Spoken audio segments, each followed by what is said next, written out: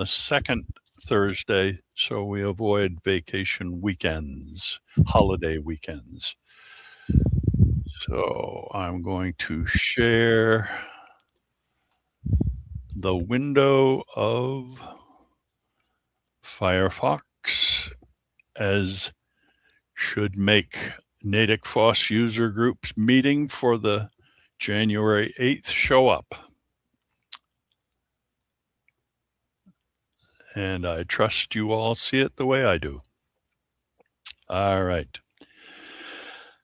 If you are interested in having the live link, you can't push any of the links on your copy on the screen here, but if you wish to have the live links, you can use NatickFOSS.org and go to choose the current meeting, or if you have your cell phone hooked up, can point yourself to the QR code, which will lead you to the meeting notes directly.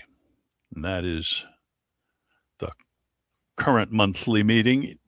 That QR code does not change, although the link result changes month after month, which is kind of a nice plan. In any case, we are here at the beginning of a new year, and with some luck, we'll get through a relatively short list of topics today. I don't see anybody on the screen who is a new user, a new participant. So as is typical, when that's the case, we will skip the introductory slide talk and get right into what FOSS news there is. FOSS being free, open source software, free not just in cost, but free in liberty, the ability to work with the software without restrictions. And that's a powerful tool. We don't need restrictions on our life any more than already exist in this current time. The good news of the 1st of January every year is that a new set of old work becomes available. Old work in the form of copyrighted materials from this year relating back to 1930. These pictures represent some of the items that have gone into the public domain and can be used as a result of that. All Quiet on the Western Front, World War I story, Marx Brothers Animal Crackers movie, Little Engine That Could, one of my favorite childhood books, I must admit. I'll be eager to see if I can make something out of that in the future. The character of Betty Boop, although not labeled as such, she's in a video that is featuring her, a cartoon from back in 1936. Read through this and get your copy of many of these things by going to either the archives of the Internet Archive site, or other sources as well. If you want to read As I Lay Dying from William Faulkner, I wish you well. He writes in a style that is very difficult, I think, and it's hard to recommend his work. But Agatha Christie, The Murder at the Vicarage, Miss Marple's first appearance in a novel. Christie writes very well, so if you haven't had the chance, you might want to go and see if you can locate that. Here is the link through to the book in The Murder at the Vicarage. at archives.org, archive.org. And these links are all good. They're live. You can also get these books in other forms. EPUB, for example, if you want to put it on an e-reader. Or you can download the ebook into Calibre, which is software that we have mentioned before on this group, and let you read it on the computer screen just nicely. I saw a hand or heard a hand, and it's Dick and Jill. Go ahead. Question, are these also going to be available on Project Gutenberg? That was the other site that I've hoped my brain would kick in with, but yours was quicker. Project Gutenberg. And in fact, there is a site called Standard eBooks, I think, which has taken many of the Project Gutenberg products, the books, and has made an effort to really cleanly format them. As a result, you get a much nicer reading experience from something that has gone through that. Let me just double check. I can quickly go to my email and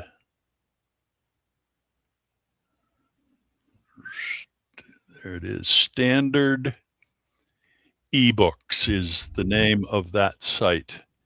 And they've done a good job of capturing some of the more recent work. As I Lay Dying by William Faulkner is already available there as of the 1st of January. So, all right. Click to the right place. Public Domain Day is a very exciting day because it means that the work can be reworked. And that is one of the nice things about what we do here. We use software that isn't proprietary. So not only can we use it to do good work, we can use it to do good rework and maybe write a new short story about something that Agatha Christie wrote and become famous without being copyright pirates. Okay.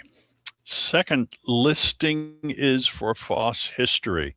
And I found this link particularly intriguing because, like the person whose screen you are seeing now, a person calling themselves Stylus on the federated Mastodon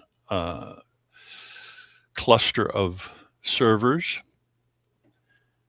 using the term copyleft did not come with the GNU general license, but actually was predating it by a bit, using it here as copyleft for Tiny Basic in 1976.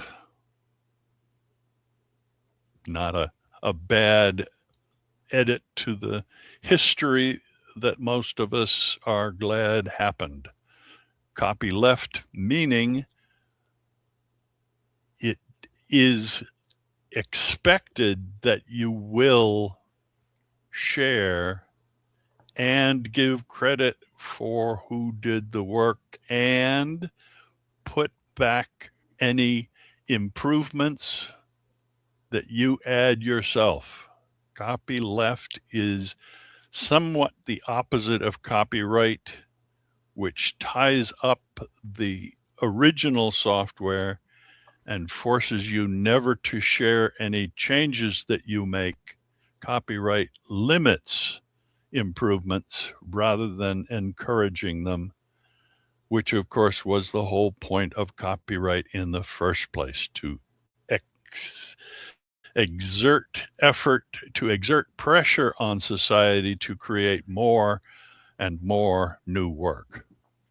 But as time has passed, the length of the protection of copyright went from its original 14 years to now the lifetime of the author plus 90. Ugh. 90 years? Good grief. Beyond my death? No one will care about anything I've done that long. Oh well. Unix 4, an early version of Unix, was found on tape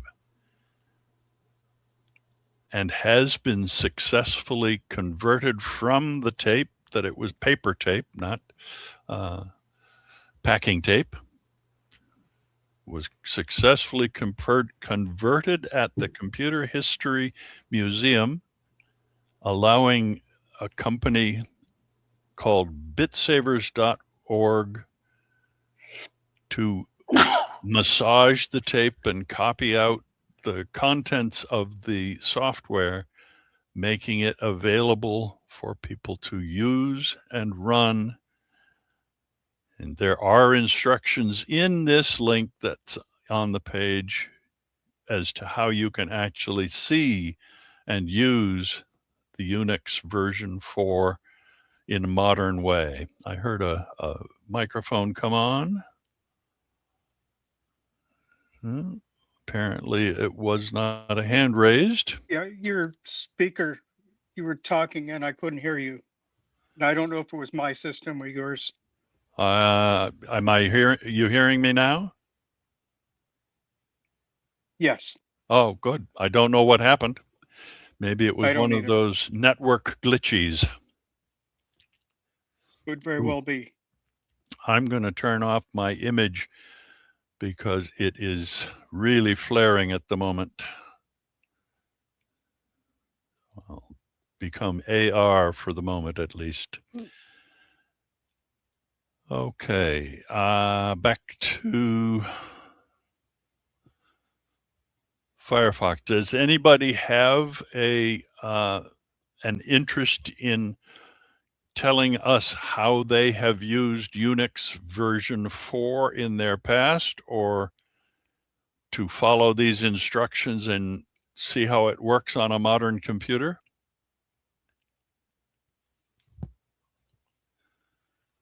I don't hear any. There we go. Algar? Yes. Not myself, but we have friends who are basically in the second wave of artificial intelligence development. I can ask them, and that might be a very interesting story on another day.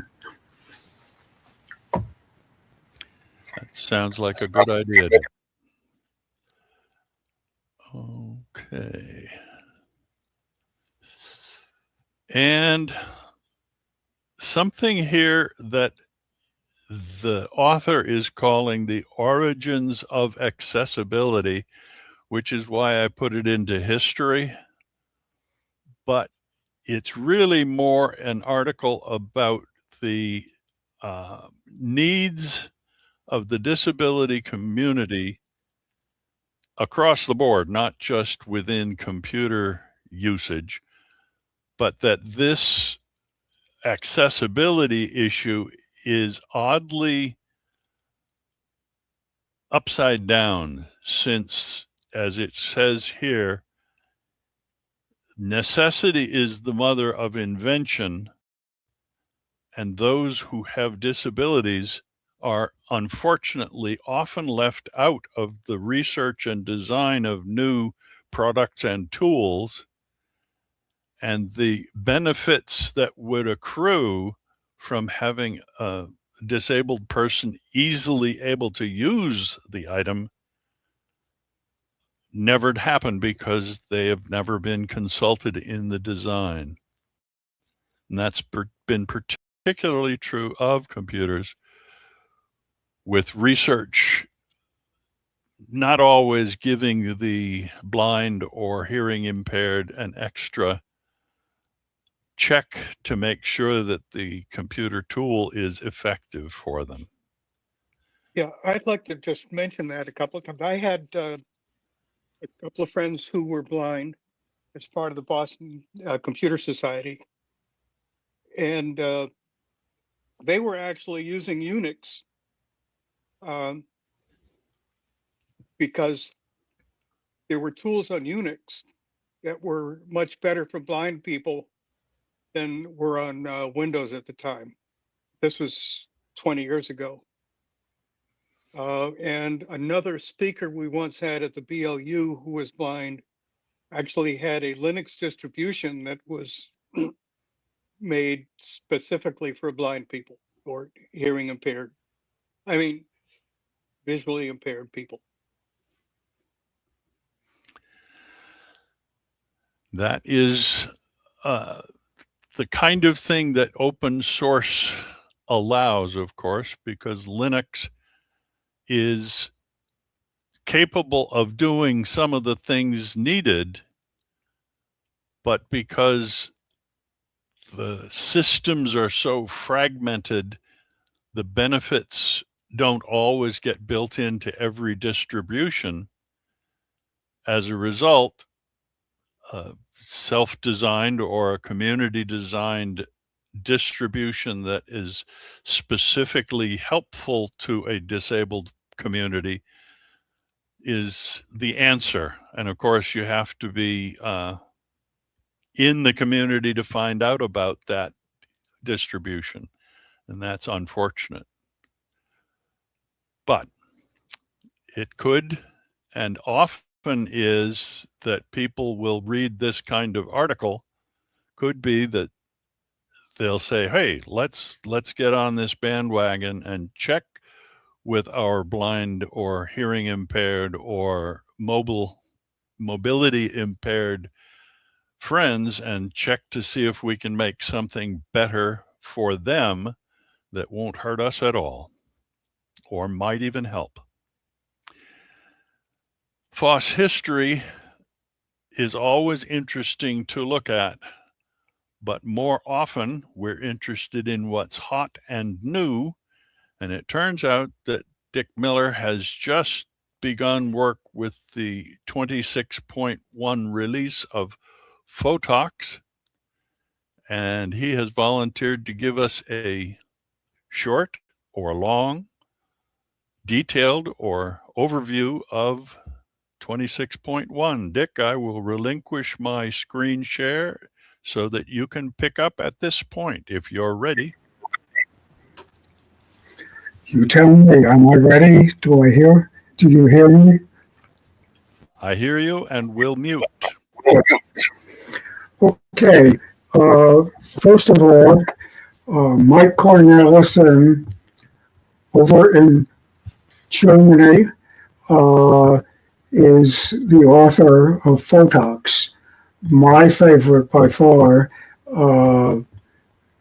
photograph enhancer and more. And I found out yesterday morning that Mike had just released the night before Photox version 26.0. And it's a big jump from the prior 25.5 in a number of ways. I couldn't get it installed until late last night with a lot of help from Jill. We had some puzzles on the first day of release with a few changes. And us getting rustier at installing because it had been a while since the last one.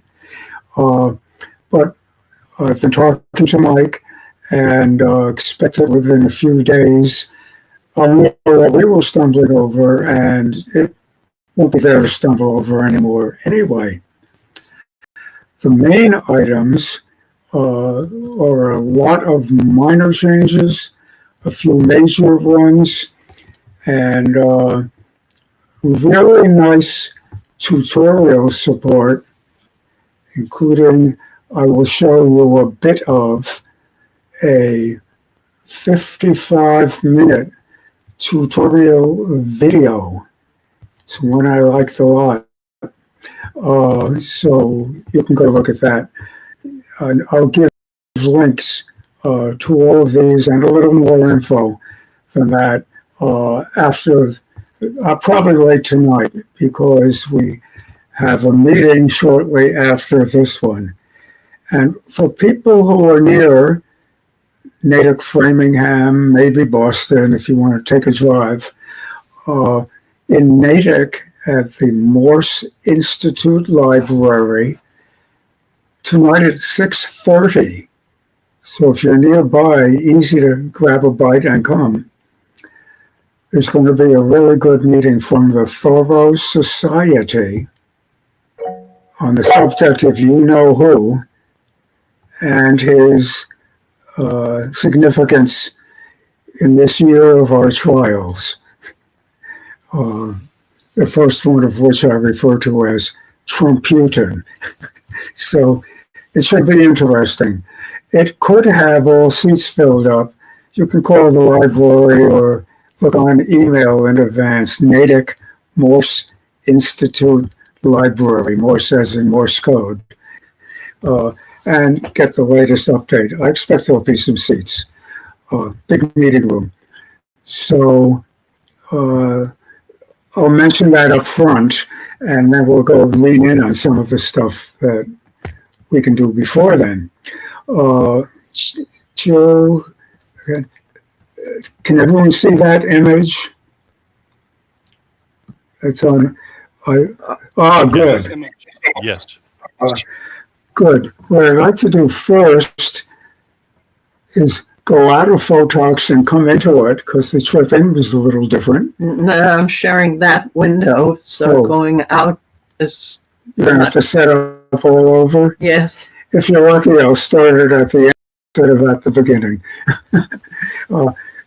We are here running the slideshow in Photox, using the newest version of it, but looking at slides of mine that is reaching over to run. So some of them will be blurry. I'm looking at the few photos I've taken from this year, and because I really like the run that includes this one. I would say you're not running it. What? You're not running a slideshow. Yeah, right.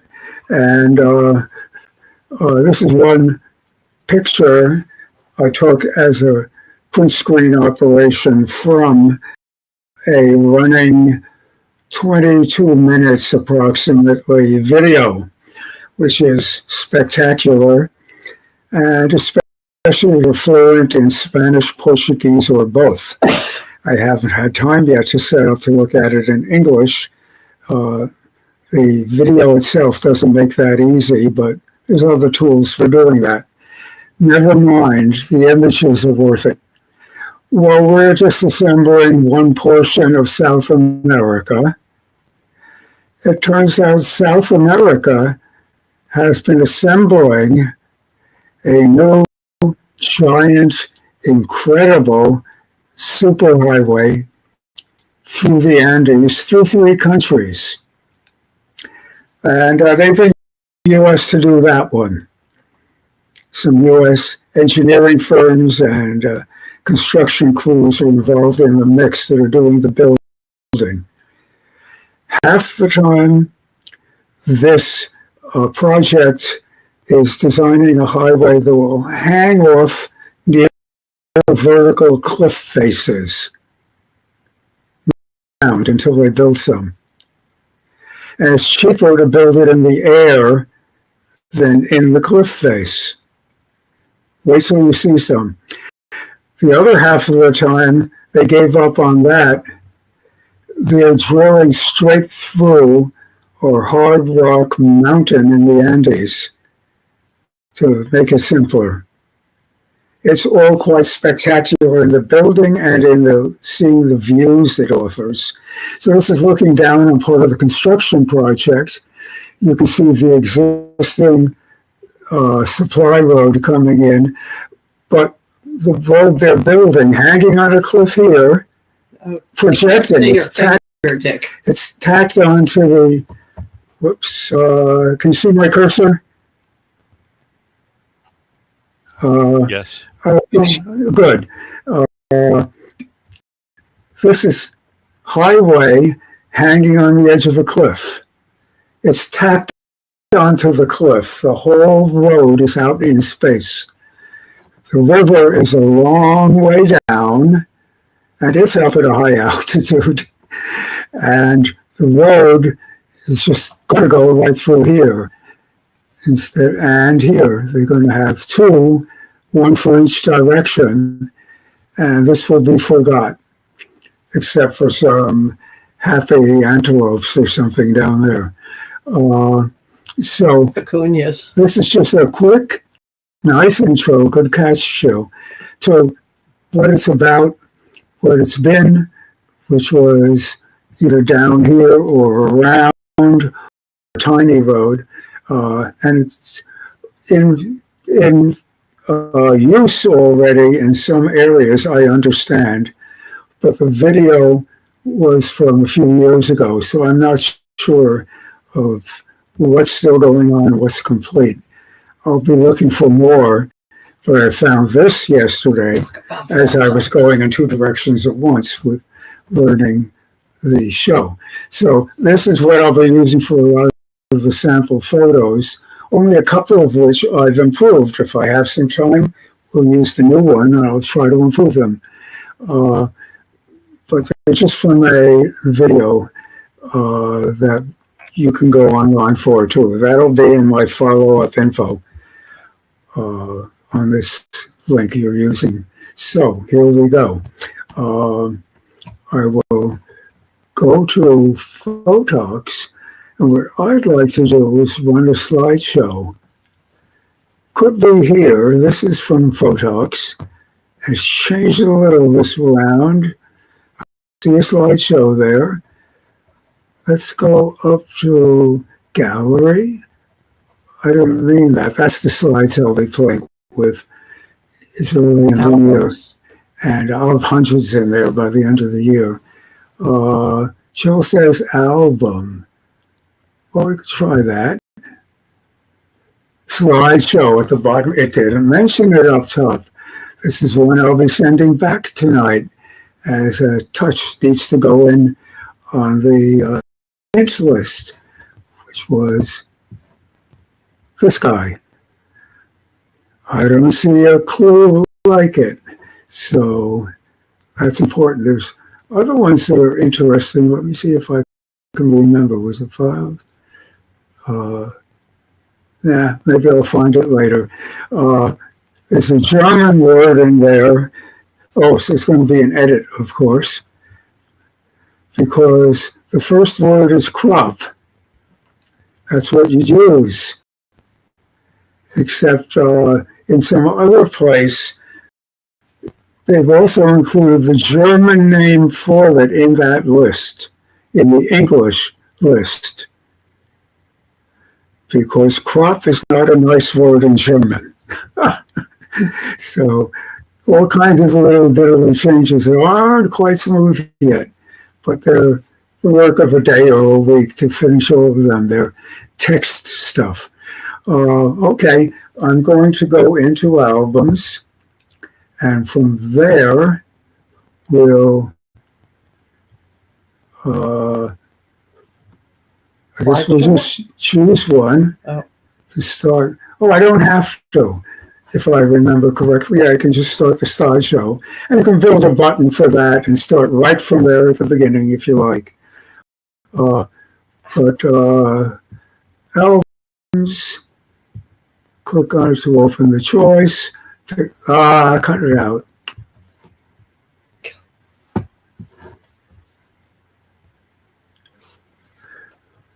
I'm gonna sell this damn machine. It never works like I want. It always listens to my fingers making mistakes. Okay, albums, slideshow, and I can select my albums from here. Got lots of them. For a moment, let's select that one, Fire Island, just to show you and I think a double tap will do it, Or choose down there. and it did. And I can run that slideshow if I want, just start. So it's easy. Or I can quick go back and testing that. User deck, I'd like to switch gears. I'd like to go to user deck. Ooh, I thought it was going to be off, is it? Pictures. I guess I'll try pictures. No, because I'm still in .photox show. Oh, Why don't I see it? I thought it would be up top. I'm still learning. But I'm looking for user data, which is a whopping big folder of mine. you're in user data. What? You are currently Oh, in user. I mean for user data, personal stuff, Dick, and then I want to go to, oh, that's the problem. I'm in the right place up to here. So in here, I want to go to pictures, you're right. And it is right up on top. And the new ones are probably, 2025. somebody's been playing with this. 2025. You've got it sorted by date. Everything else. 2025 is right here. Yeah, but it would be like this. And better. Now it gets rational. And now we have the show I want. I can, I think, close the album. Let's see if I'm right. I often am on this, but no selection. I thought we did.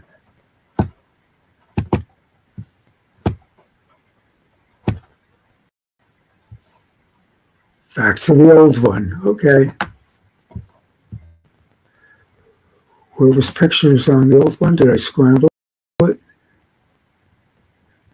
This is all stupid simple. Later.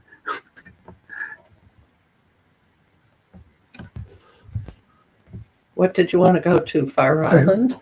No, I wanted to go to 2026, Yeah, which is not in .photox. right. So you're going to go. So here we go again. Oh, because you're choosing an album and it's not an album. Really? I I think was finding it just a little while ago. I think it is, but I could be wrong. Okay, user data, Dirk. What are you suggesting, Joe? This is a good demo of do you the have night it? after. Do you have it set as an album? Here are your albums. You get to choose one of these. If it's not, I thought I had it. if it's not Yeah. in here, It should be an album. Go down and there's another set. no, that's the bottom. Okay.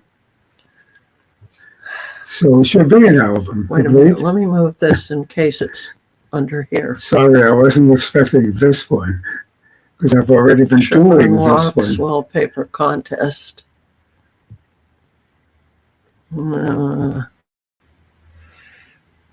I just want to get out of .photox and into So you pictures.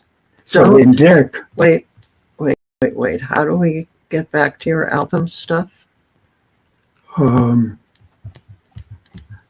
think just go back. Choose file. Is that where you want to go? User data dick. Pictures. Yes. Thank you. Was it 2026? May I? Yes. And that's 2026. Looks like many too many, but I guess I'm right. I took a lot of them yesterday, not yet properly Okay. named. Now click on So Control A. what is it I'm hearing here? Why? What did you want? Because you have to choose the file. I wanted a slideshow. You have to choose the files for the slideshow. Yeah, I'm choosing the whole thing. Oh, I have to say so? I think so. I didn't think so. And that's not working the way I No, would. Oh, my fault. Forget I said that. Anyway, Well, I think it's where's looking the for an bottom? album file, and you've never set up an album file. I was running it fine just half an hour ago. Okay, well, let's get out of the open album. Close this window. And close, let's Where am see. I? This is the You old said one. Let's try switching this. close, Shouldn't have to close. close the whole thing. Yes. Okay. No.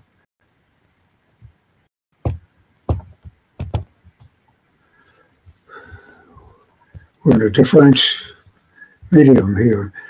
Okay. It's confusing because of Pick a the, different gallery, perhaps. there are your choices. Come on, guys. What's this?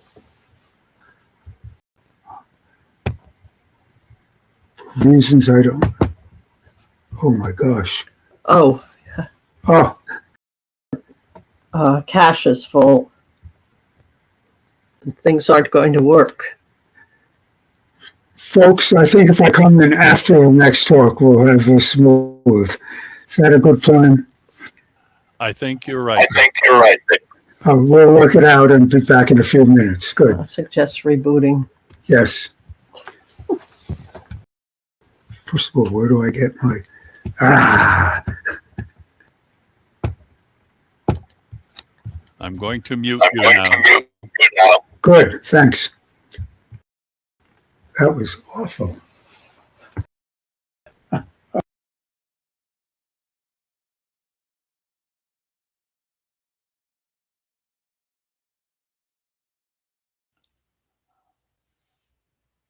If possible, we want Dick to unshare his screen.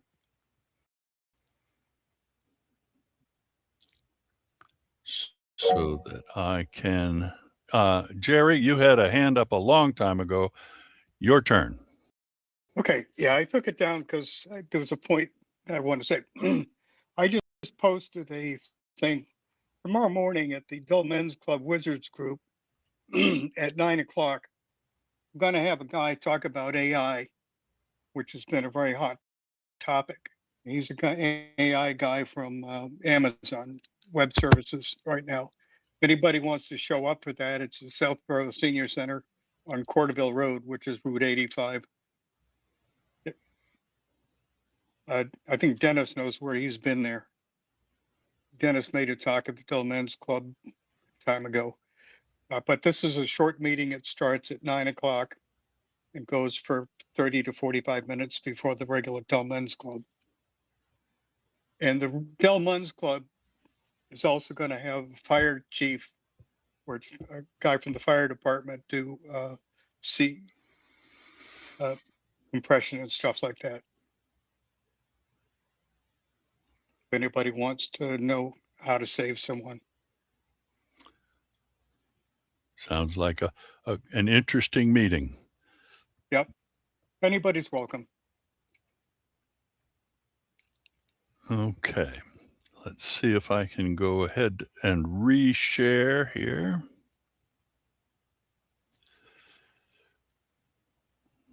Window.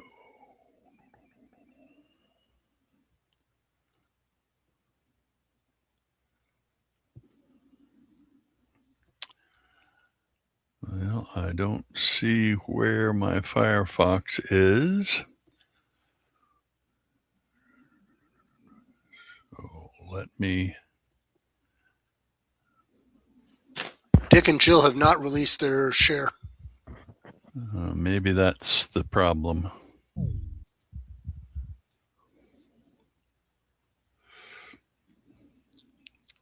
No, I don't see them at all, so I should be able to do it.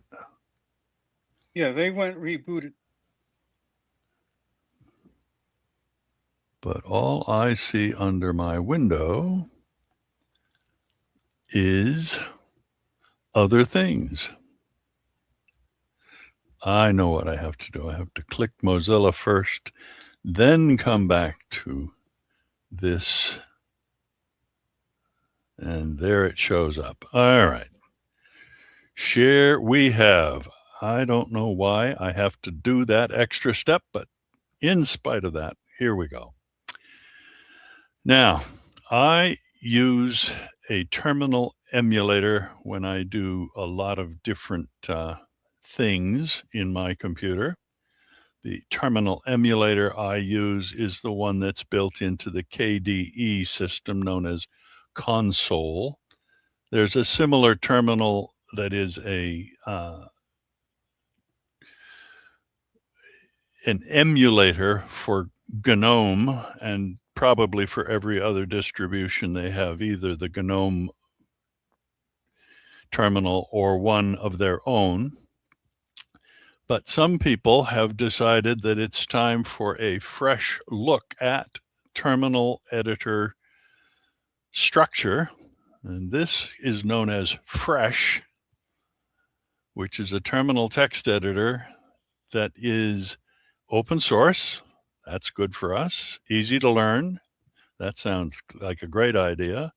Blazingly fast, which might be an issue for some people, and has integrated development environment features which may not be found in other emulators.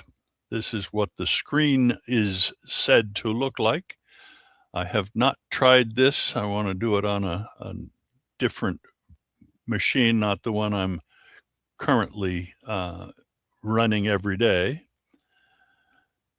But they have a nice description here of what it's designed to do. Zero latency, as languages that are allow you to have different documentation in a language of your choice. It has extensibility with TypeScript to make new features, apparently. It has easy installation for several different kinds of computers, including the Mac OS using Homebrew, Debian and Ubuntu with a release. And as you continue to look at it, their release is 0.1.74. So one might say this is very early. 0.1 is not a well matured number set. And that's really why I'm waiting to use it on a different computer. I haven't had the chance to set that up yet. But anybody else that wants to can take their chance and see if this is a better editor than the one they're using for their own work.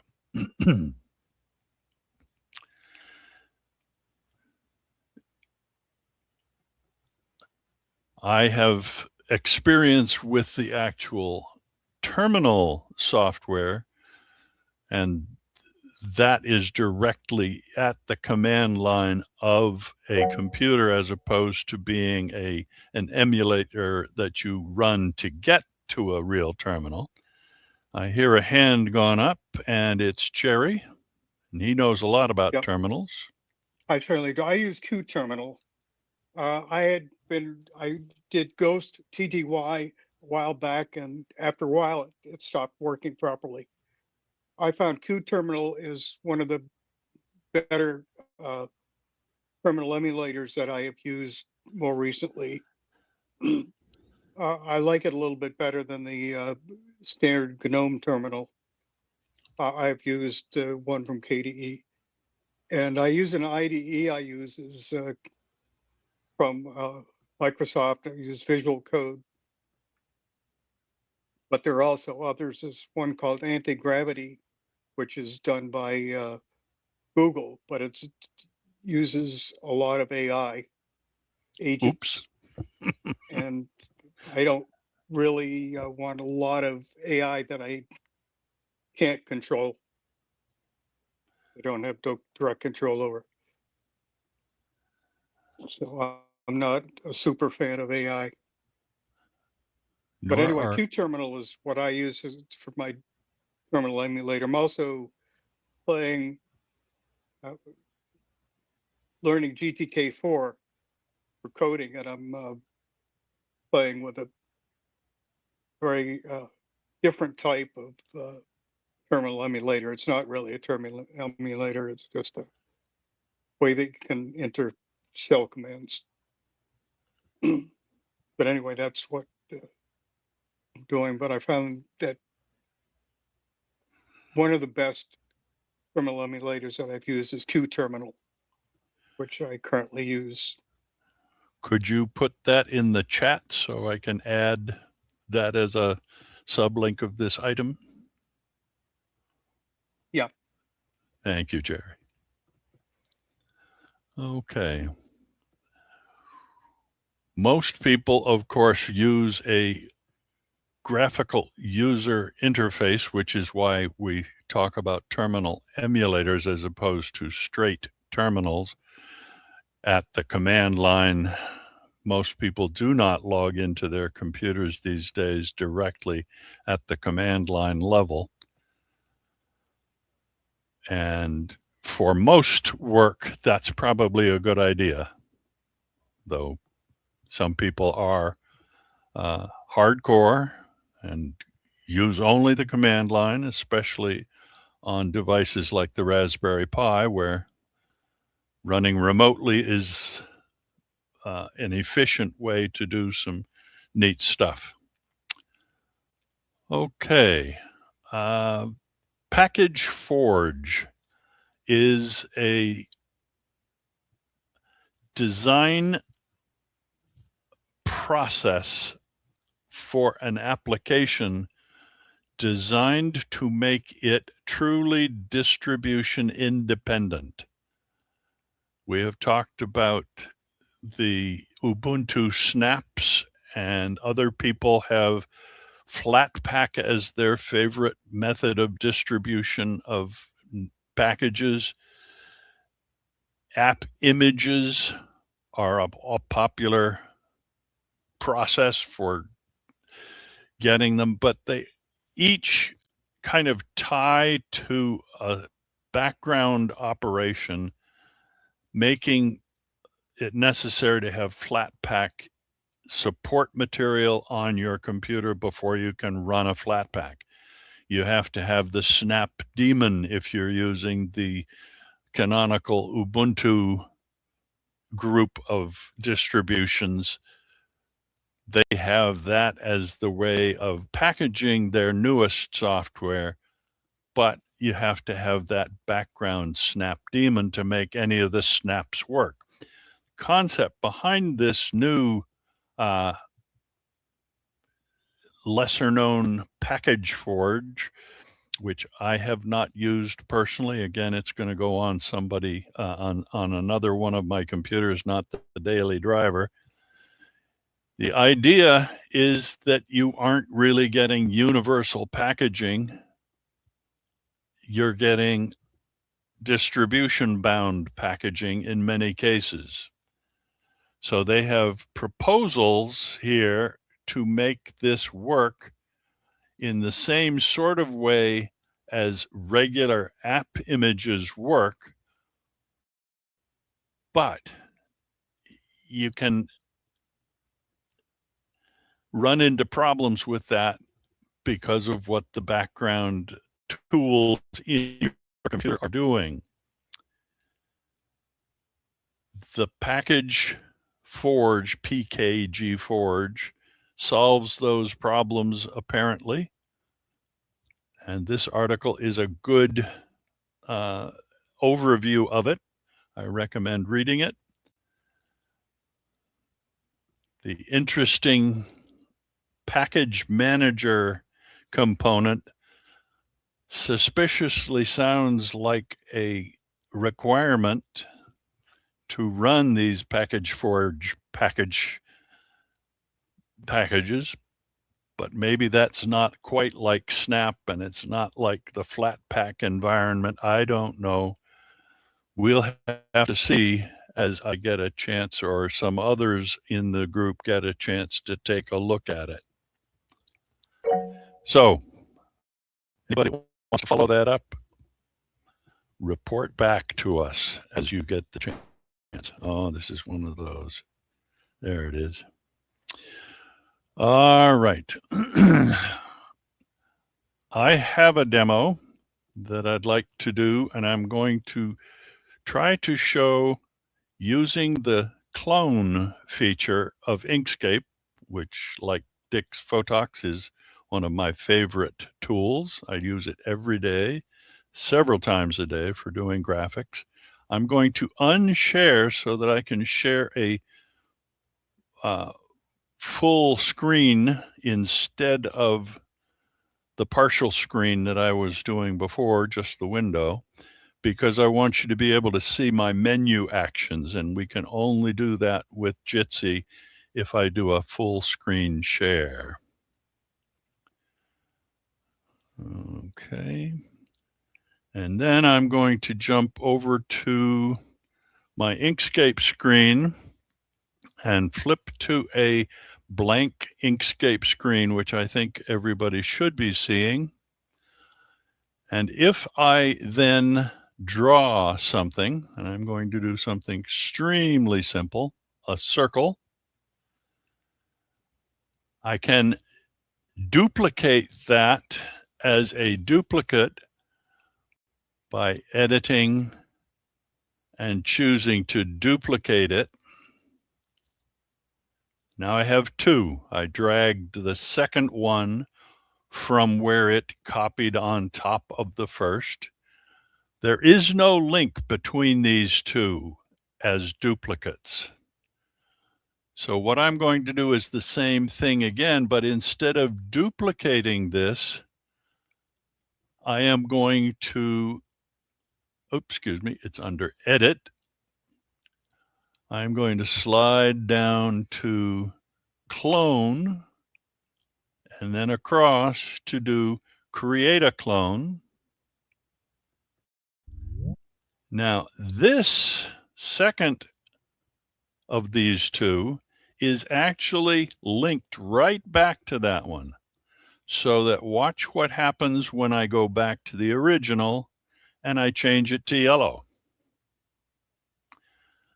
The yellow of the original forces its way onto the clone. The yellow of the original does not force its way onto the duplicated version, however. I think that's a fascinating difference. And what I'd like to next do is to go over to this version and tell you that this is a clone demo scalable vector graphic SVG that I will include in a web page when I write up the notes for everybody on this. And you can see that not only does the same rule apply here, I have taken an original, I've made a clone, I have the original, and I made a duplicate of it. And you'll be able to play with this worksheet if you have Inkscape installed on your computer. So let me just repeat what I did with this one. You select the one that's the original, apply a change to it, and it does the clone, and then any duplicates that you make from the clone. So you could make a very complicated image that needed a variety of different objects in a variety of different colors, create a set of originals like this one, make a clone of each, and then take that clone and duplicate it. When you change the original, it goes to the clone color. You could also have a duplicate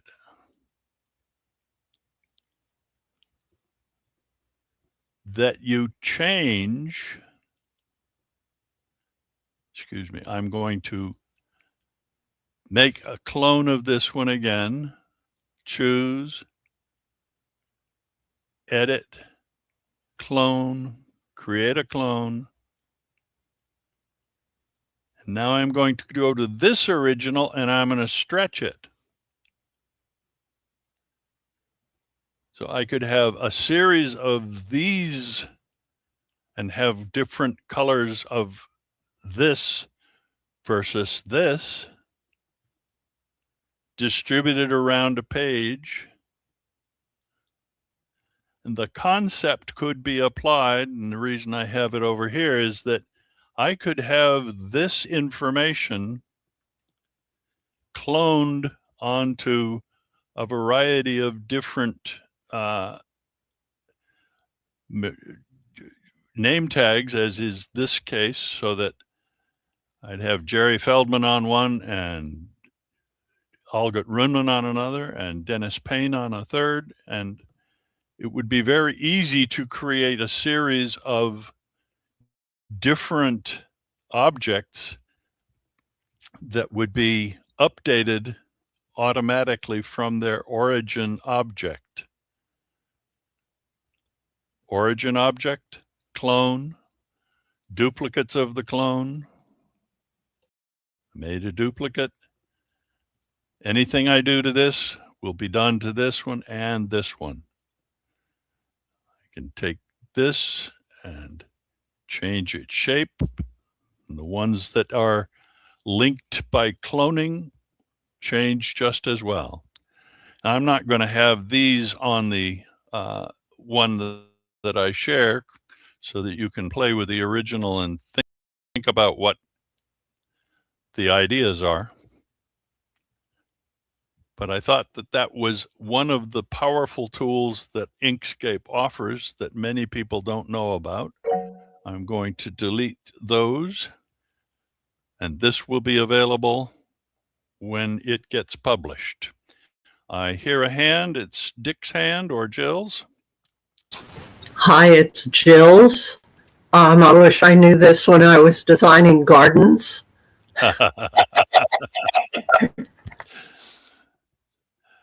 Maybe you can go back to designing gardens again and get this set up to make it a vital and easy process. That would be nice. Thank you. Okay, I am now going to go from my other share to a new share of my window, Firefox share, and back here so that we can just briefly talk about the OpenCut video editor. It appears to be an open source video editor that can be done on any of the various platforms out there. I don't know much about it, but I know there are people interested in video editing in this group, and I thought, even though it's an early beta, some of you might want to get an early look at it and decide if it's the one you want to pursue going forward. Now, with that in mind, has Dick figured out what his demo process is? Should I stop sharing? I could do it now or after. We did find the bug. whichever makes you happy. Well, if I start right now, we'll have more chances to come back later if we have to. Let's give it a try. Okay. Screen sharing. Wait a minute. Here we go. Select.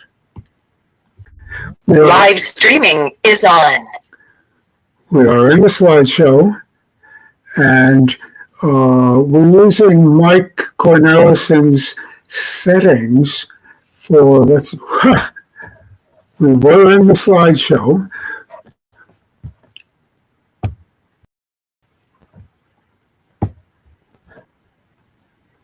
Oh, for God's sake. It's in it, Dick. You Yeah, probably I need to close this. This is just like, close that. You probably need to do the P for pause. oh, you know too much. Okay. So it's Go in to the right, resume. Go to resume. it's in the right Resume. album. We had to recreate an album Click on from a gallery. It was quick once we did it. And why not start? Okay. Click on start. Go to start. Now, the first one, as I recall, Right. took a lot longer than the rest. The timing on each slide is variable. If you have a name for the slide, not a file name, but a description, you can set how many seconds you want for that superimposed in one or another place on the slide. And I'll pause it right there. This is what happens to broccoli if you breed it to become fractal. Take a look. It's real. Not Photox. Photox can do that too, but it doesn't taste as good. Back to the game. And this is a before. And this will be its after. Poof. It was set to a low number by Mike.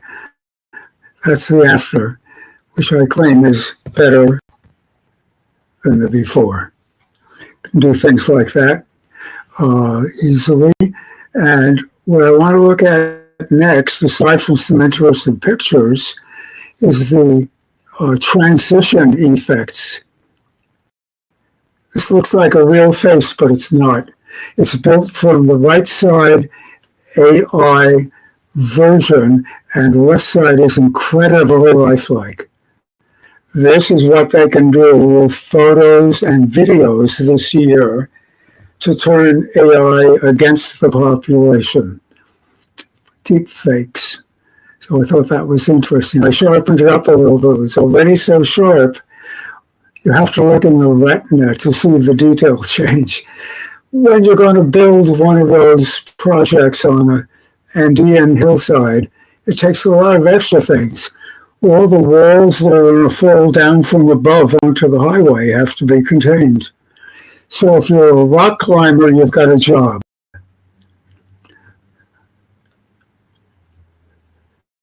And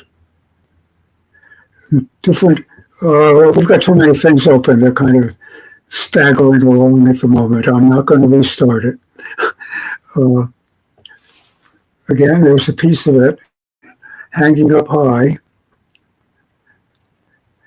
Here's one of the stations they build along the way, and it's got really fancy equipment in it, and from there they do the real work.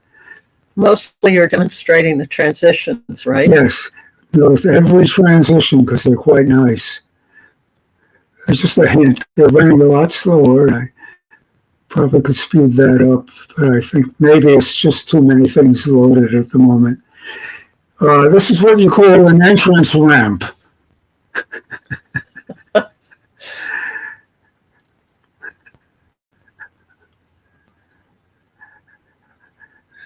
Back to the same one. Yeah, I think it's randomized. I shouldn't be. Oh, God. I had taken that off. It's, I'm going to pick a few good ones of these. some of these are. Here they got a temporary road and they're building out to hang the real one. It's I think I would not like to drive on this highway. I agree.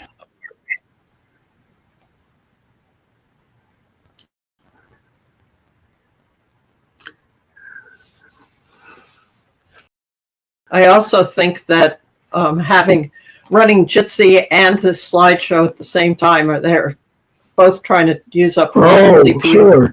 Sure. I'm eating up a lot of extra CPU, transmitting it in real time. That's a clue after the fact.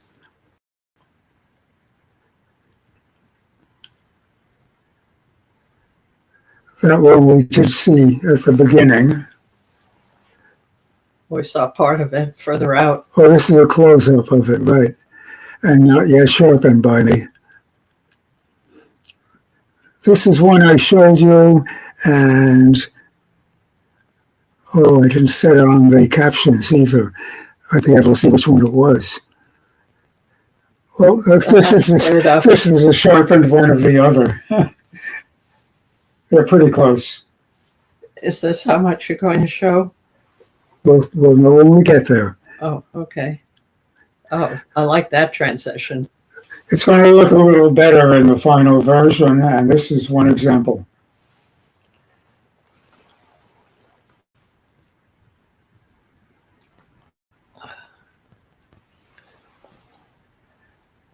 That's a tunnel after it got bored and just got started.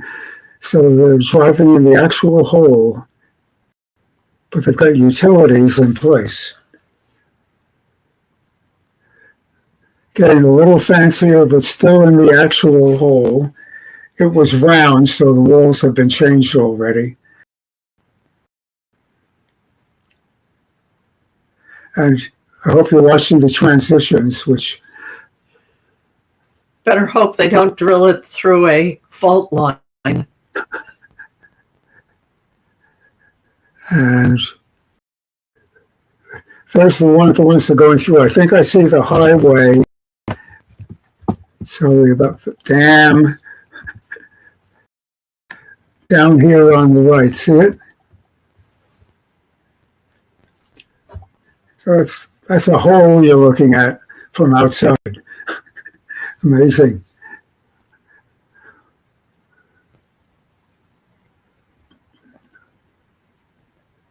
Ooh, neat transition. Some of us down low. You need a power supply here. We'll try this one. It's already plugged in. Okay.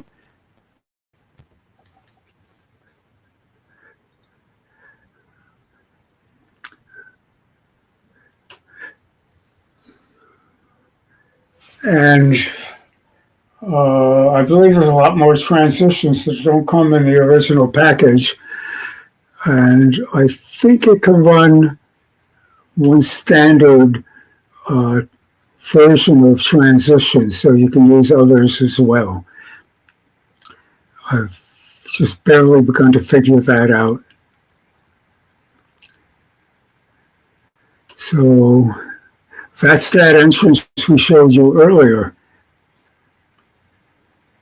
And we can play it to repeat. We can set it to play random. We can pick one transition for everything, or 3 randomly chosen for everything, or 1 for each. You ready to stop your screen sharing? So, yeah, I think I'll Here. stop that. No, I wanted to be looking at it, just not. Oh, you're still talking? Yeah. Back to screen sharing. Select the window. Photox. Oh. Maybe not that one. Not now.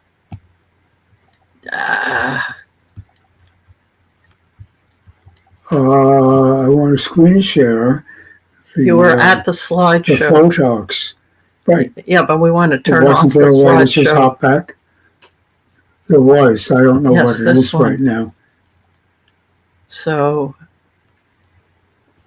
Uh, yes, allow, and then stop, not stop sharing. X, X, I right? would think. Okay. Okay, now we're back to Photox instead of a slideshow in Photox. And No screen share at the moment. You're Pardon? not screen sharing? we're not? No. Oh, Ah. Okay. Back to. Sorry about that. it wasn't the Photox? Yeah, I should have chosen the Photox one, I guess. Why don't you go down and do it? I'm doing it right now. There you go. That's the equivalent of tapping this icon near the bottom left. That's the Photox icon. And it shows you where it will be. Has good memory. Okay, now suppose I'm in the slideshow and I want information on it, or I'm in something interesting. Maybe repair has lots of tools. One of which, for instance, is remove dust. And when you're in remove dust, you just tap F1 It's and well, it hops to the general help and then right to remove dust.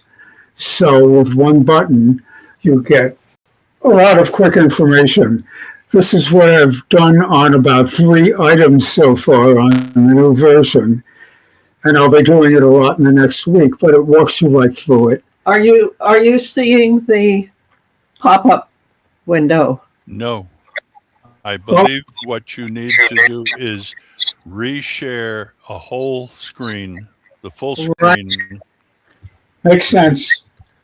Okay. Screen sharing, select window, entire screen. Hello, entire screen. There we go. Allow. And now we have to go find that window. Oh, there. Good. Thank you. So, you Pop-up can is now visible. yes. And lots of clues. If they scroll from here. Scrolling out of that one into other ones. That one was sized correctly. So we saw all of it. And that's about the secret for that. I believe escape will take it away. Quite likely. And I think that's a good idea. We don't want to stop that. Just move it up to the top. They don't see it. And then I'll move this up to the top. Well,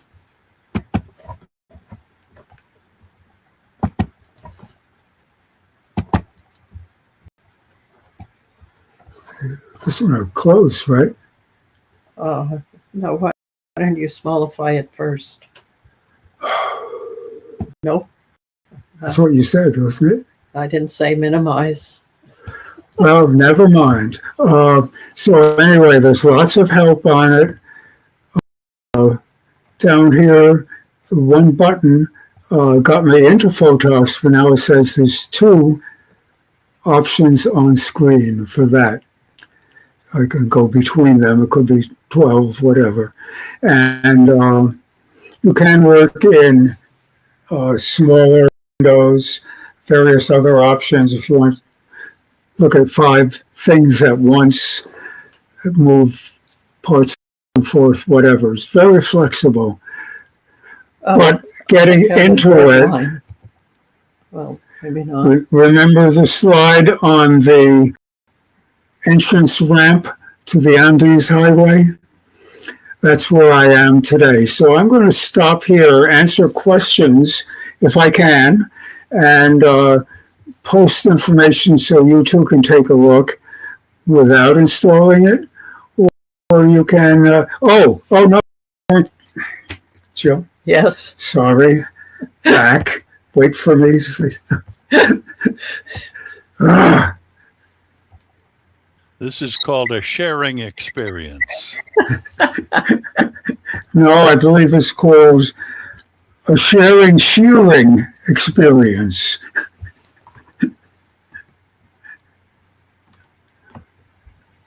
That was simple. Now, help. Tools has some good things. I thought it would have the slideshow in it, but not anymore. And help has something really nice. The user guide we already were looking at, and when you get to it, there's a table of contents to get to any one of the details. But this is golden, and I believe you can get it from the site without downloading anything.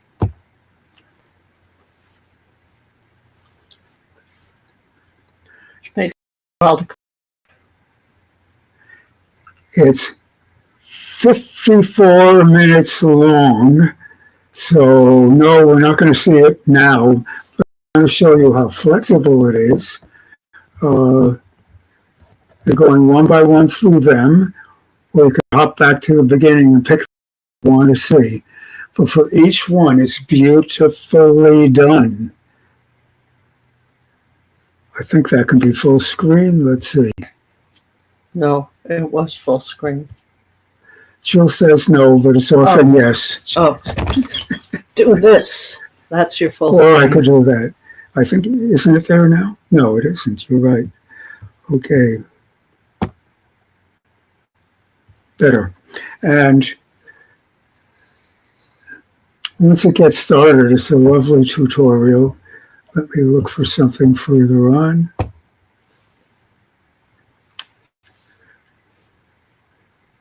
He's just built that. From about that, I'd say. You Lucky need to tap. play. It's paused. It is. Yes. That's probably another option you can set. We find out later. Here is explaining how to draw text on your image.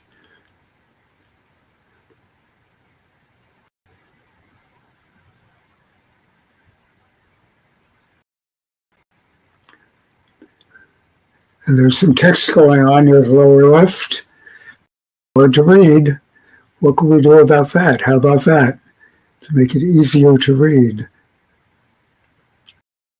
Draw a line or arrow. Notice the smart cursor also.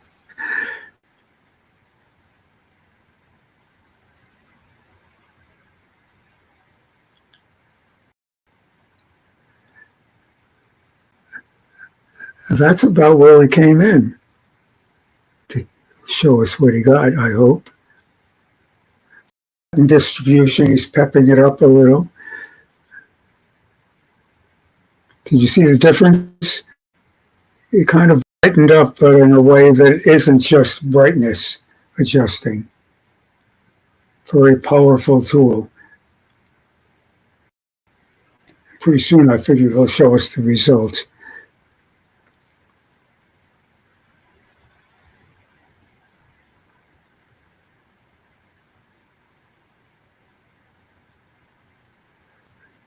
He's doing something with the trees, but not the rest. He's selecting them for an action. Nope, grass too. Okay.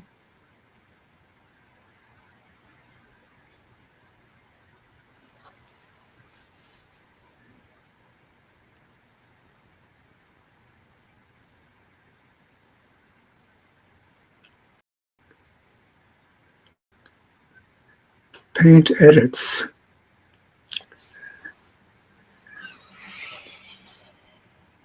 I'm looking forward to the results. Come on, guys. If you move your And I think one of these is enough. But the point is, he's going into detail on how he uses it. Did you see it's just brightened up nicely? But some parts did not brighten up. And on to the next demo. So we'll stop there. And, ooh, that's going to be a nice demo, I bet. And so that's the other thing I wanted to show you right from the beginning, and I haven't had time to watch it. So see you next month with the rest of this story. And any questions?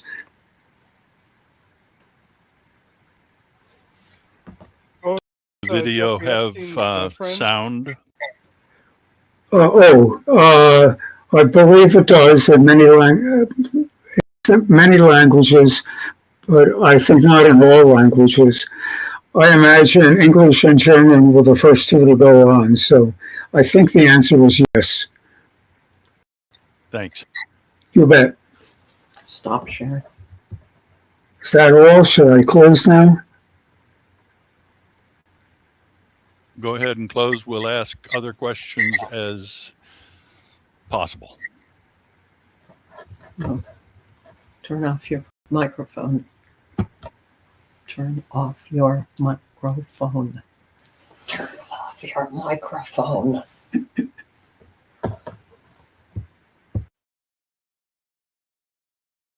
All right. Thank you, Dick, for that thorough explanation of some of the new features of Photox.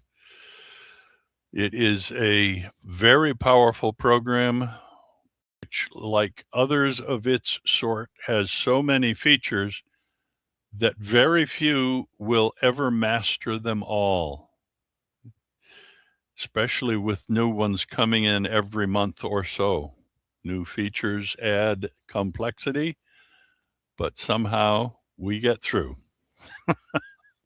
All right, I'm sharing again so that we have the rest of the agenda. I'll be back to my Firefox share so we can focus here on hot hardware as our next topic. The Garmin Autoland is not something you or I would probably purchase, but this article talks about an airplane that took off and soon after its launch had a problem with the pilot, unable to continue the run that they had planned. The people on board put into effect this Garmin product and had it land the plane successfully, that something that none of the people on board thought they could do successfully on their own, and got the plane to go back to a safe landing with no trouble at all. I thought that was a very intriguing hot hardware item. And I see Jerry, who has some flying experience. Yeah, I certainly do. I believe back in the 1960s, they actually certified automatic landings for some aircraft. These were very high-end jets landing on major airports. And that's when the first time they actually allowed that. But I think probably one of the most dangerous part of a flight is you're taking off, because you're at full power with your nose up dangerously high, close to stall speed,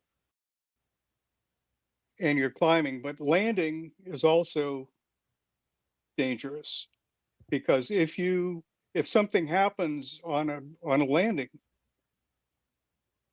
you have to react very quickly. There used to be an airport up in Tewksbury called Tumac.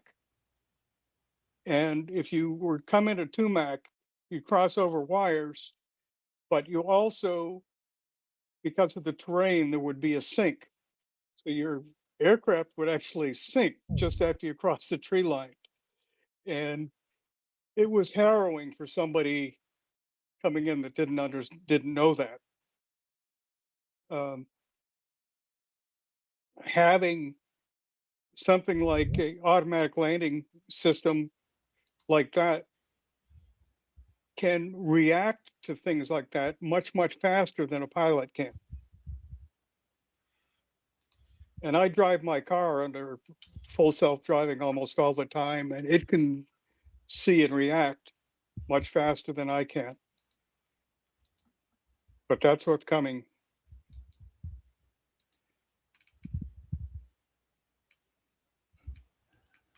So hot hardware, but not burning hardware. That's what we want.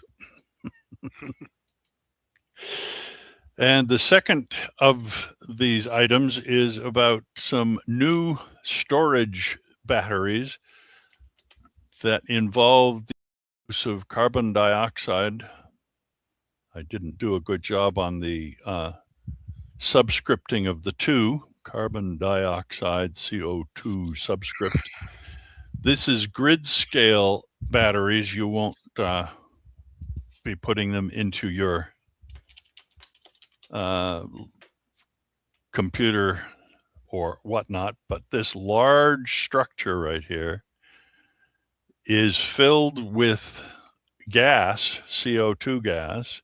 And what it does is to take all the output from these solar cells, some over here and some over here, some over here perhaps, and puts it into a carbon dioxide sink of sorts that absorbs the energy and can release it later, overnight perhaps when the grid is in need, or during a cloudy day when the demand is high. And the plan is, looking at this without a huge footprint, that these will be implemented fairly quickly because they don't require a great deal of infrastructure, just some solar cells and the equipment here to set up the battery storage that you can see under that dome. I think that's not something you and I will immediately jump to for our home's batteries, but there it is, a powerful tool. Jerry has a comment again. I do. Grid level batteries are very important. I think it's probably what's keeping Tesla in business these days. But the big thing in batteries is solid state batteries have been a pipe dream for many years.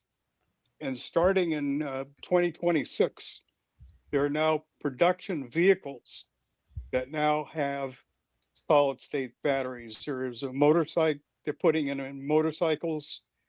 And in China, there's one car brand that is using it. Toyota has forecasted that they will have solid state in their electric cars by 2027. The big advantage of using solid state is that they don't have what they call thermal runaway. When you recharge a lithium ion battery today in a car, you're dealing with heat, thermal runaway. And that's why it takes so long to recharge a car, because your recharging slows down because of the heat of the battery. And you don't want to burn your battery, cause a fire while you're recharging it. Also, another new thing that you're seeing, and a lot of this is going into the grid batteries, is salt is going to be used instead of lithium for a lot of reasons. Salt is a lot cheaper than lithium. It doesn't have the thermal runaway problems, but it has a lower energy density. So it's not as good to use in cars, but it's being used in grid level batteries. But that's what, and if you're using throughout, if you both your wind power and your solar power have different outputs at different times of day and stuff like that, you do need these big batteries to smooth out the power. And that's where all of this is coming. A lot of new battery technologies are coming in that we're going to see the next couple of years. That's it. Thank you very much. Very exciting potential. Keep your eye on the batteries. Mike Cornelison is the author of Photox. We have a person who came in late and asked that in the chat. I believe the answer was also put in chat by Bob. Thank you very much. And welcome to our new participant who's in here as RB. Nice to see you.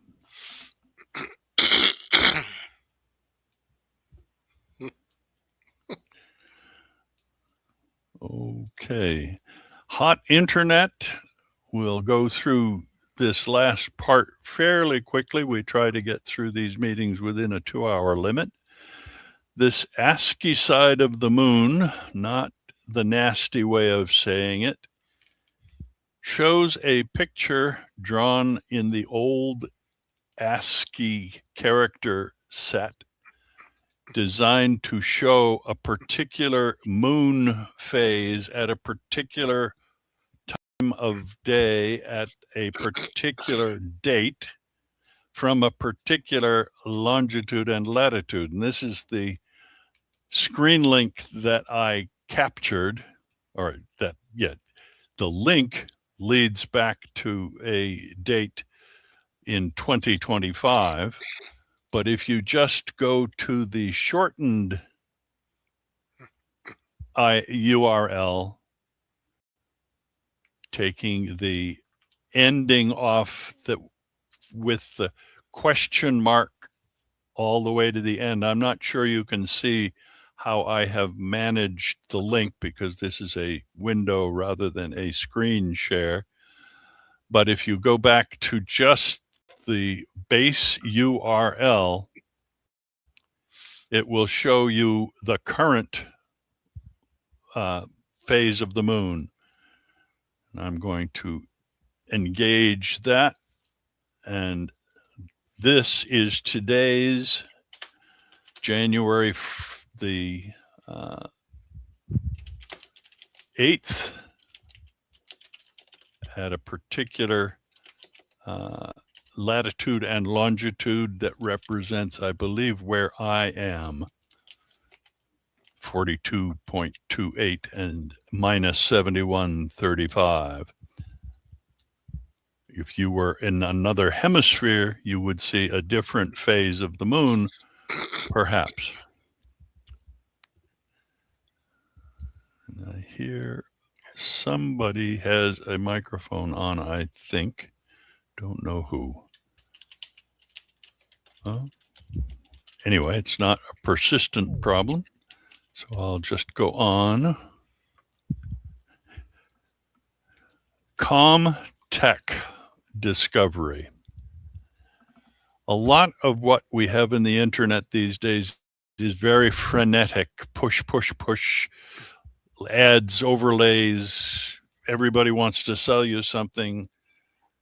These are two browser extensions that intend to quietly locate, find Mastodon accounts and RSS feeds that you might find interesting without pushing them in your face. It's for the indie web, meaning not corporate web technology, not Walmart, not Amazon, not any of that stuff. Small, you might call it intimate, although this picture is not appropriate for intimacy in our discussions. But these are tools that you can use to find various sources of information that fit what you want to locate. There's a program, a browser extension called BlogQuest, for example, if you have blogs that you wish to follow, and then you can use that in either Firefox or Chrome, and is an open source project. Read the whole article if you're interested in other parts of this quiet web location set of tools. Similarly, in attempts to bring back something of the golden age of the internet, when people linked to each other's sites the way Tim Berners-Lee originally intended things, you can set up a new set of connections between sites using this ring space concept as opposed to the old, what was it called? It was called web links. No, I forget. Anyway, if you are interested, pursue. If you're not, it's all right. Now, this next one is very technical. I don't know if it will apply to anybody in our group on a regular basis, but the idea is that you can set up your own working internet email certificates using something called Step CA. This fellow, Jan Wildeboer, is a worker at Red Hat's behest and does a lot of things with his own personal location. He has a home LAN set up that he has expanded into doing tons and tons of very useful things. And this is one of several articles that he has written to show how both your personal privacy and running a complete internet presence are possible using tools that are not somebody else's. Getting a certificate for identifying yourself as who you say you are has become mostly a difficult task, and he wants to see if he can make it all on his own without any help from the outside. And he's talking about all these things in this article. He's way over my head. I will admit that. I consider mostly that I am a user of tech rather than a designer of anything of vital sort. So follow up on what he has said if you are interested. Now, the sad side of the internet is that everything we do is linked and linked. There is a threat that the equipment and scheduling software for delivery from ocean vessels to the land is under attack, or has been attacked, or has been compromised already. If a single vessel carrying 38,000 cubic meters of orange juice arrives weekly at Port Elizabeth in New Jersey for all the 46 million consumers within that 4-hour radius from that dock, is vulnerable, along with every other maritime connection,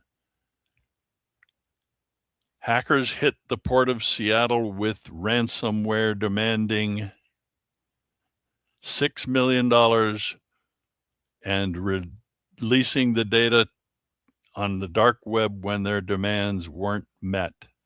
The real threat extends far beyond opportunistic ransomware actors. And here we are cutting down on our tech security forces in the US. Doesn't sound like a good plan for future success.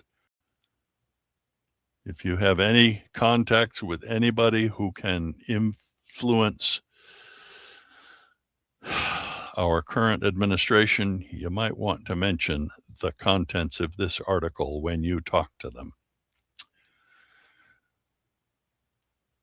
The artificial intelligence segment of our meeting is typically the last one, unless we have a game that Dennis wants to tell us about this week, this month. The first is about how writing one's own code is fun, at least for the author, David Sellis. I have not professional level programming in my background, but I've done enough playing with it to know that I agree that coding is fun. This guy is an engineer and only became one because he thought writing the code was fun. If he wanted to surrender his work to artificial intelligence, would he be having fun anymore? That's his argument against artificial intelligence, not necessarily mentioning all the errors that need some oversight at best and perhaps complete rewrites in some cases. Generative versus predictive software. Oh dear, I don't want that. How do I clear that off my screen? Can I escape it? Nope. Well, this article is not letting me go further. I read the article before, so I'll have to see if I remember what the contents was. It won't let me show my article to you. The concept of predictive AI is that it is useful in generating things like innovative drugs that otherwise might not be considered by a slow-working human scientist's mind. Making pictures that are substitutes for human faces and horribly can be used by kids to create negative images of their classmates to share on TikTok and other places like that, showing them in compromising conditions. Generative AI is only good in the hands of people with too little time to do their job, not in the hands of kids with wishes to be mean and bully each other. Predictive AI has a place in our modern world. Generative AI probably is questionable at this time. And I don't like it at all. I wouldn't use it if I could. AI is unfortunately having a place in politics. This talks about the various things that artificial intelligence has done. The makers of artificial intelligence don't want restrictions. They don't want oversight. They don't want control. They don't want making this stuff safe to be a priority. As a result, they have been pouring money and praise in immense amounts onto our current administration, making their position popular with the administration, that we don't need anybody from the outside to tell us how to do this. They're skirting lobbying restrictions by paying into the administration's non-profits. This is nothing new. It's just another step along the decline of our ability to live our own lives in expectation that we won't be bullied by our own administration. Anyway, I have said my politics for today and want to warn you that this next link contains pop-up ads and all that kind of foolishness. But ChatGPT is going to prioritize product placement in their responses, so that if you ask, what do I do if I'm hungry? One of the answers might be, well, go to a restaurant. How about trying Bertucci's today? I'm not sure that that's a useful answer. Perhaps it will be for some people who want ads in their lives every second of every day, but I get tired of seeing them on television most of the time. I suppose that's in part because the ads repeat themselves every 15 to 20 minutes anyway. But there you are, my friends. Those are my last comments for the day, as we have reached 4:52 in the afternoon. Anybody have last minute comments, or is there a game that maybe Dennis Payne wants to tell us about? I can show a game if you'd like. Oh, please do. I'll shut down my share and give you the floor. So I saw a post, I forget where now, but I stumbled across someone making a Game Boy game. So there are various tools you can use to create games for older systems. And so this person went over and made a Game Boy game. And so I don't have a Game Boy, but there are emulators. So I downloaded GNU Boy, and I downloaded the GBC file, and you can start it up.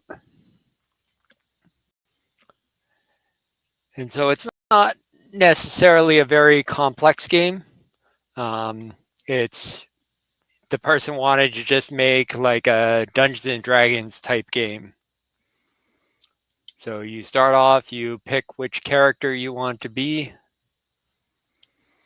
So pick that one. And then you can wander around while you're moving. Enemies can attack you.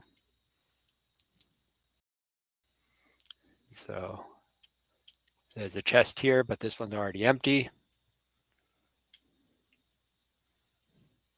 So this is the combat. You haven't used this character, so we get darkness. I don't know what it does.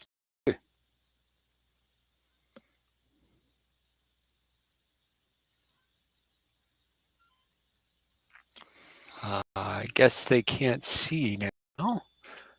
And then you can just go over, and it's turn-based combat. You just go back and forth attacking enemies.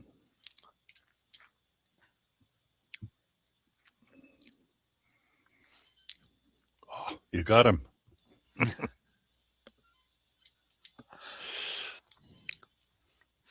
I happen to think it's kind of neat, the idea of going over and making new games for old consoles. It just, you're stuck with the restrictions of the old console, trying to figure out how to do things. Now I have played this a little bit, so I know what this means. And so if you just go down here, you can walk through this darkness.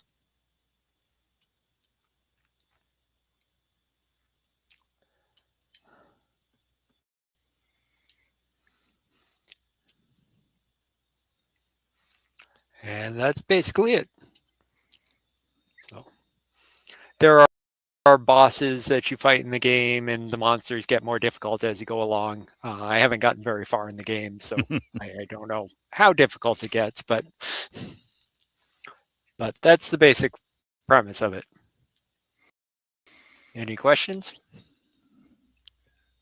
So the idea is you can download these old games in emulators, even if you don't have the actual hardware of the original game system. Yep. And this program itself was all written in C. For a system like the Game Boy Color, it's old enough that a lot of people weren't programming in C for it. You might be doing more of an assembler type programming, so it was a little bit more painful. And for some of us, it would be major pain having to learn not only C, but the assembler of the particular hardware that you're talking about.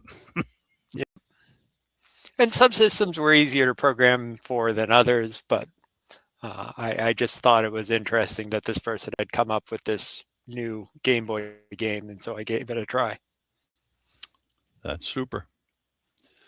There are lots of other Game Boy emulators, so GNU Boy is just I chose to use, but there are plenty of them out there. Okay, if you could do us the favor of maybe adding some links in the chat so that I can put them up on the revised archive of today's meeting, that would be helpful so people can go out and do as you do, not just as you say.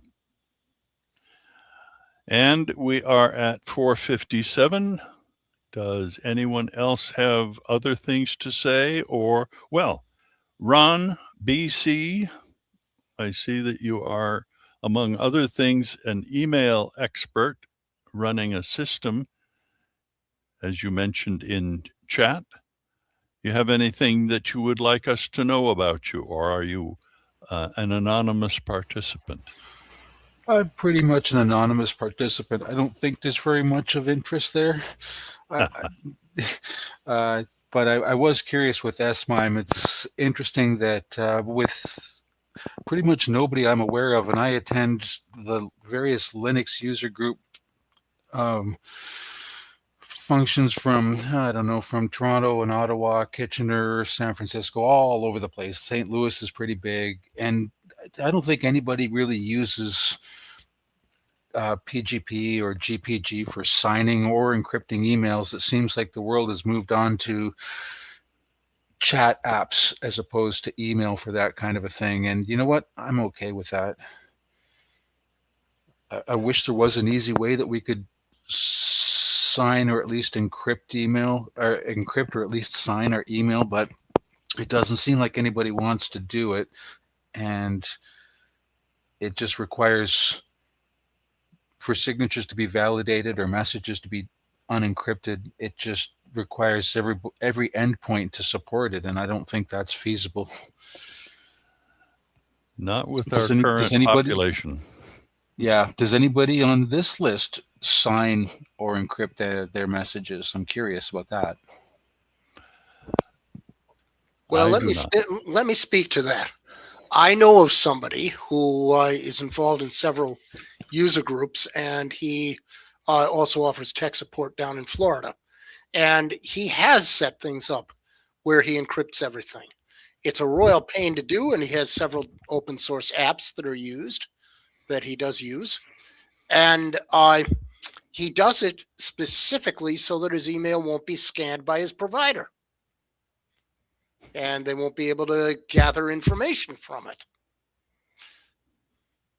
I mean, that Dick, if you're talking, we can't hear you.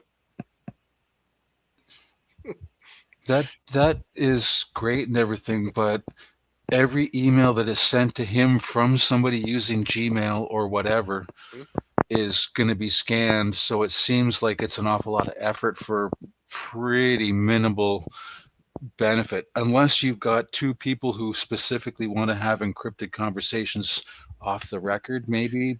I think he does that also. Uh-huh. He has several people he communicates with who have set up signatures, and I think Jerry in our group has set up a signature for all that matters. Well, I've got these things set up, and I am currently looking around, finger to the wind, thinking a lot of people are unhappy with AI. Yeah, unhappy with AI. Getting some feedback. Unhappy with AI and very unhappy with the Googles of the world, and essentially with America. Come on, let's be honest. My data going to America? No goddamn way. That is out of the question. China is a better option right now because China has no power over us. So marketing email to Canadians that's hosted in Canada that respects Canadian privacy legislation is a possible business opportunity that I've been thinking about, but and so the encryption thing has been one of the things to come up, and that would be a selling feature is, hey, I'm not scanning your messages to market to you. And that might be a bonus for people as well. Just the very fact that, hey, nobody is parsing your messages for anything other than maybe spam content, and that's all. Yeah, I think people who are concerned about that consider services like Proton Mail. Yeah. Yeah, I think you're right, Bob. I used to sign all my messages for years. We used to have signing parties at the BLU every year until COVID, till we couldn't meet at MIT. And then we stopped. Well, that sounds like the conversation has wrapped on that topic for this month.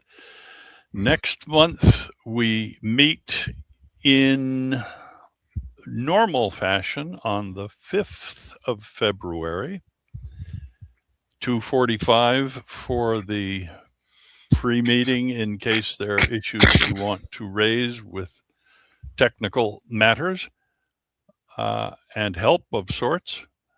And Ron, we want to thank you for joining us. Next month we'll be online at 3 o'clock Eastern Standard Time, February 5th. Ron, where in BC are you from? I'm in Vancouver. Yeah, I did some work out in Vancouver at one point. Cool. What was that? This was a small company small software company. I was actually working for a company in Massachusetts here, and they sent me out there for a week to work on database projects. Nice.